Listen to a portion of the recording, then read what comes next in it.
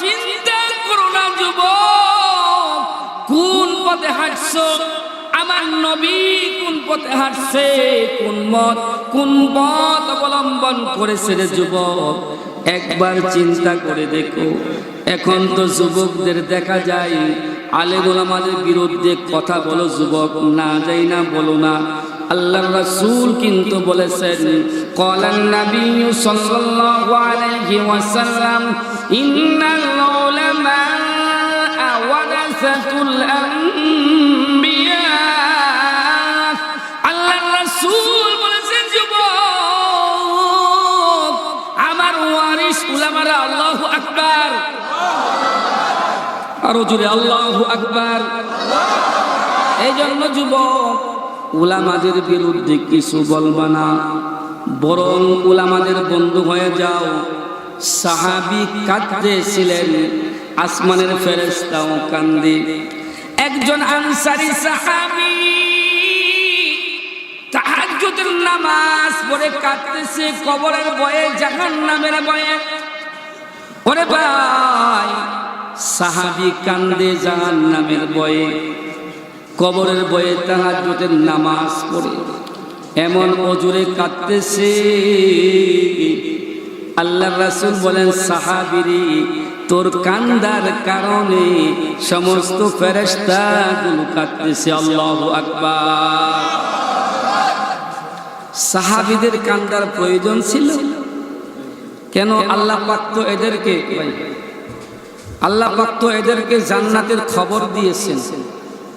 বলেন তো, যদি প্রধানমন্ত্রী অথবা আমাদের এই এলাকার এমপি মহোদয় বলে তুমি আমার কাছের লোক, আপনার তো খালি আকাশে উঠবেন।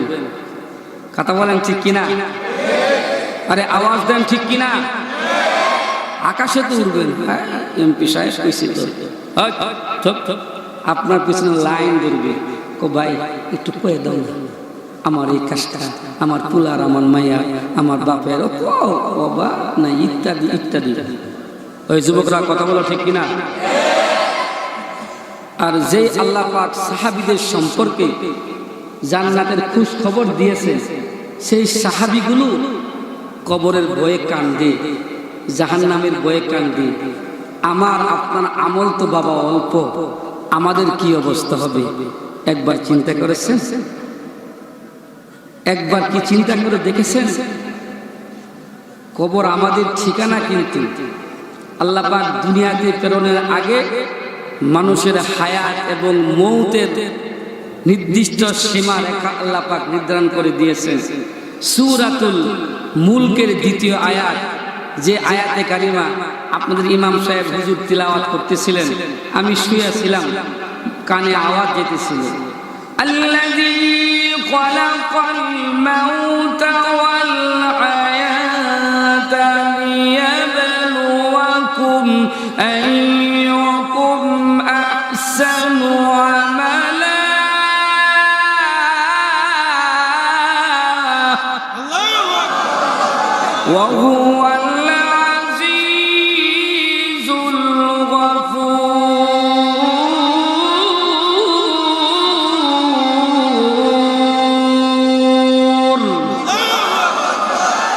আল্লাহ পাক বলেন, হায়াত মৌত এগুলো আমার হাতে, আমি বান্দাকে হায়াত দিয়েছি, মৌত দিয়েছি, যদি বান্দার জীবনে আমল থাকে। আল্লাহু আকবার। ইবনে ওমর রাদিয়াল্লাহু তাআলা আনহু তাফসীরে মারিফুল কোরআনে এই আয়াতের তাফসীরে লিখে, আমল শরীয়তি সমস্ত বিধান, হুকুম, আহকামকে মেনে চলা, শরীয়তি বিরোধী সমস্ত খারাপ কর্মকাণ্ড পরিহার করা, এটার নাম আইয়ুকুম আহসানু আমালা, ভালো আমল করা। ও প্রাণের ভাইরা, ভিসা কিন্তু লাগানো আছে, পাসপোর্টও হাতে আছে, কখন যে আল্লাহ পাক টিকিট ধরায় দিবেন সময় মতো, আর সময় মতো যাইতেই হবে। এই পাসপোর্ট ভিসা ক্যান্সেলের কোনো কুতুব, কোনো ডক্টর, কোনো বিজ্ঞানী, কোনো টাকাওয়ালা এখনো দুনিয়ার জমিনে তৈরি হয় নাই। কি বলেন কালীহাটির মুসলমান ভাইরা, আওয়াজ দেন ঠিক কিনা? এই কবরে শক্তি খাটবে না, কবরে ইমামতি নাই, চেয়ারম্যানি নাই, মাতবাড়ি নাই, কবরে মাস্তানিও নাই। ফেরেশতারা ধইরা দাতায় দেব, একবারে রাখবো না কিছুই। কথা বলেন ঠিক কিনা? না কবর ইমামতি আছে, নামাজ পড়াইতে হবে, ওখানে আমল আছে, আমল বাবা। ওখানে আমল ছাড়া কোনো জিন্দেগি নাই, ওখানে আমল ছাড়া কোনো কথা নাই। দুনিয়া থেকে আমল কামায় নিলেন, মুনকার নেকির ফেরেশতারা যখন আপনাকে কবরে নামাবে, ওগো ভাই গো, মুনকার নেকির ফেরেশতারা আপনার সওয়াল জবাবের জন্য আসবে। জীবনে আমলে আপনি কি করেছেন, ভালো কর্ম করেছেন না খারাপ কর্ম করেছেন? আল্লাহ পাক এই জন্য সূরাতুল কারিয়ার মধ্যে ঘোষণা করেন, ফামান ইয়ামাল মিসকালা যাররাতিন খায়রান ইয়ারা ওয়া মান ইয়ামাল মিসকালা যাররাতিন শাররান ইয়ারা। আমার আল্লাহ পাক বলেন, বান্দারে তারা পরিমাণ আমল হবে, চাই তুমি আলেম হও অথবা খতিব মুয়াজ্জিন হও, চাই তুমি রাষ্ট্রের কর্ণধার হও, চাই তুমি মাতবার হও, সেই দিন কিন্তু কবরে যাররা যাররা পরিমাণ হিসাব আমার মালিক নিবে, তাতে কোনো সন্দেহ নাই। কথা বলেন ঠিক কিনা? না সন্দেহ আছে? আপনি কি ওখানে ক্ষমতা দেখাইবেন? দেখাইবেন ক্ষমতা যে আমার ছাইরা দল, আমি তো দল করি নাকি? আবার মনে করো না আপনার বিরুদ্ধে আমি কইতেছি। কোরআন থেকে বাস্তব কথাগুলি আপনাদের সামনে আমি তুলে ধরতেছি। ওখানে কোনো ক্ষমতার দ্বন্দ্ব থাকবে না, ওখানে দলাদলি থাকবে না, সবাই নাফসি নাফসি আফসোস করবে, হাই আমার জানি কি হিসাবের ফয়সালা হয়, আমার নতিজা কি হয়। ভাই ভাইকে চিনবে না, সন্তান তার ছেলেকে চিনবে না, বাবাকে চিনবে না, সবাই আফসোস খালি নাফসি নাফসি করবে। আমার রেজাল্ট কি আসে, আমার রেজাল্ট কি আসে, আমার ফলাফল কি আসে। ও ভাই, সেই দিন ভয়াবহ পরিস্থিতি তৈয়ার হবে। এই জন্য যদি আমল থাকে, আমল আপনার কবরের পাথেও, আমল না থাকলে কিরামান কাতিবিন ফেরেশতারা আপনার সাথে ভালো ব্যবহার করবে না। কথা বলেন ঠিক কিনা? সেই দিন টাকা দিয়ে হবে না, কি ঘুষ দিবেন?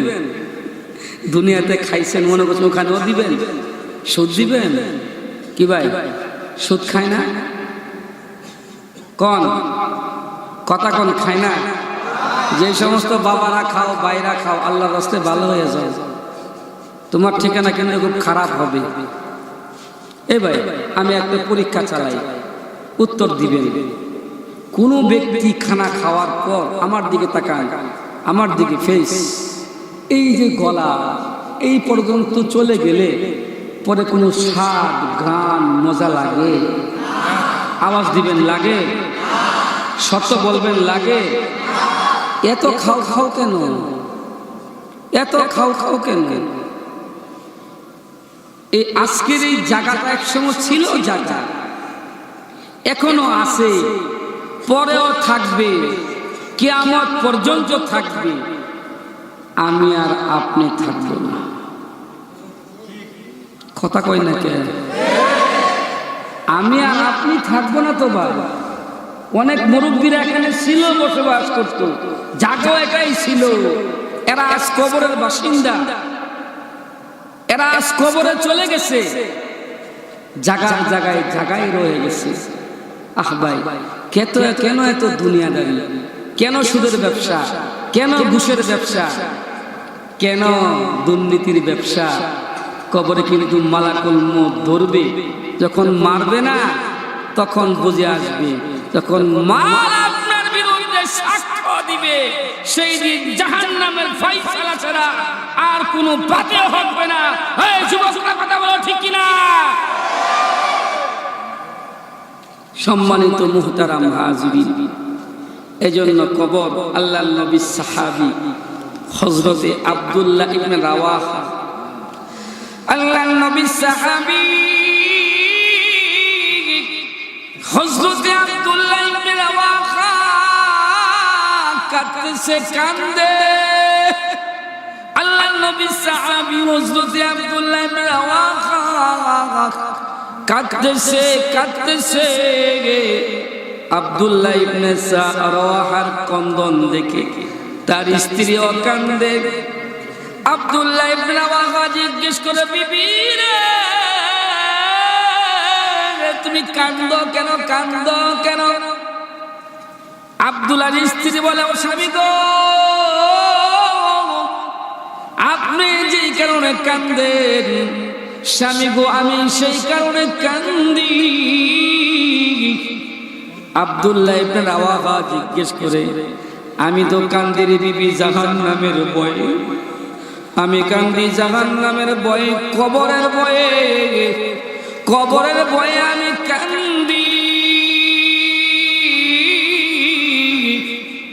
আমি জাহান্নামের উপর দিয়ে যাব, যদি আমি যাইতে না পারি আমি হালাক হয়ে যাই। যুবকরা কান্দো, ওরে বাবা, মুরব্বী বাবা, চোখে পানি নিয়ে আসো। আল্লাহর নবী সাহাবী কি বলে, ও আমি জাহান্নামের উপর দিয়ে গেলে যদি আমি হালাক হয়ে যাই, জাহান্নামে পড়ে যাই বিবি রে, এই জন্য আমি কান্দি। আব্দুল্লাহ ইবনে রাওয়াহার স্ত্রী বলে, স্বামী গো, আমি এই জন্য কান্দি। আল্লাহু আকবার। ও আমার মা বোনেরা, আজকে একটি মুসাফির আমি একটি কথা বলে যাই। আপনার স্ত্রী ইনকাম অবৈধ না বৈধ আপনি কিন্তু জানেন, কথা বলেন ঠিক কিনা? আপনার স্বামী কি ইনকাম করে আপনি কিন্তু জানেন। দুনিয়ার সমস্ত স্বামীগুলো তার স্ত্রীর কাছে ভালো মন্দ শেয়ার করে, এই কথা বলেন ঠিক কিনা? ও গো মা, মা, মা, হারবিরা কয়ে যায়, পায়ে ধরে বলি, তোমার স্বামী কি ব্যবসা করে, কি ইনকাম করে? জিজ্ঞেস করবা মা গো, তুমিও কিন্তু পাপের ভাগীদার হইবা, তুমিও কিন্তু পাপের ভাগীদার হইবা। জিজ্ঞেস করবা স্বামী গো, ওগো মা, যদি এমন করতে পারো স্বামী, তোমার হারাম খানা আমি খাইব না, তোমার হারাম খানা আমি ভক্ষণ করব না, করব না, এমন আন্দোলন চালিয়ে দাও, নিঃসন্দেহে তোমার স্বামী ভালো হয়ে যাবে। কথা বলেন ঠিক কিনা?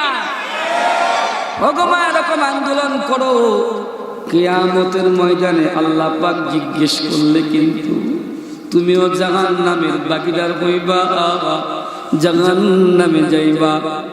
কবর কিন্তু এক ভয়াবহ জিন্দেগি, ওখানে নাই কোনো সাথী, নাই কোনো বাতি। আওয়াজ দেন ঠিক কিনা? দুনিয়াতে তো মানুষ মারলে অথবা আমাদের প্রশাসন বাহিনী বাইরা ধরে নিয়ে গেলে অন্যায়ের কারণে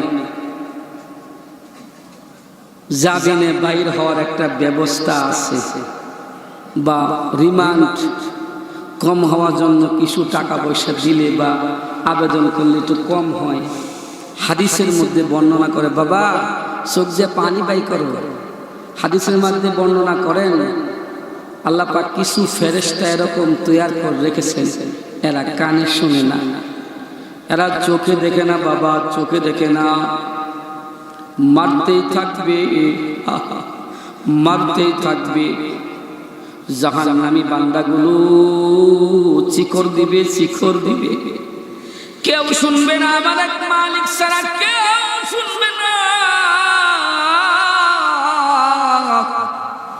এত কন্দন করবে, কেউ শুনবে না।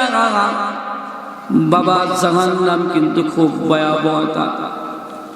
আল্লাহ নবী সাহাবী হযরতে আব্দুল্লাহ ইবনে আব্বাস ইবনে মাসউদ রাদিয়াল্লাহু তাআলা দুইজন সাহাবী বর্ণনা করেন মালাকুল মউত হযরত ইব্রাহিম আলাইহিস সালামের কাছে উপস্থিত হয়ে গেলেন। মালাকুল মউত কে পয়গম্বর বলে, মালাকুল মউত বিয়ামনি বান্দা, গুনাহগার বান্দার রূহ কিভাবে নিয়ে যাও, সেরকম হালত সেরকম কাইফিয়ত আমি দেখতে চাই। হযরত ইব্রাহিম আলাইহিস সালাম এইরকম প্রশ্ন করলেন, মালাকুল মউত বলে, গো পয়গম্বর, আপনি ঠিক থাকতে পারবেন না, আপনি স্থির থাকতে পারবেন না। পয়গম্বর বলেন, না রে মালাকুল মউত, আমি সেই দৃশ্য দেখতে চাই। মালাকুল মউত পয়গম্বরকে বলে, পয়গম্বর আপনি উল্টো দিকে ঘুরুন। পয়গম্বর উল্টো দিকে ঘুরলেন। হাদিসের কিতাবের মধ্যে বর্ণনা পাওয়া যায়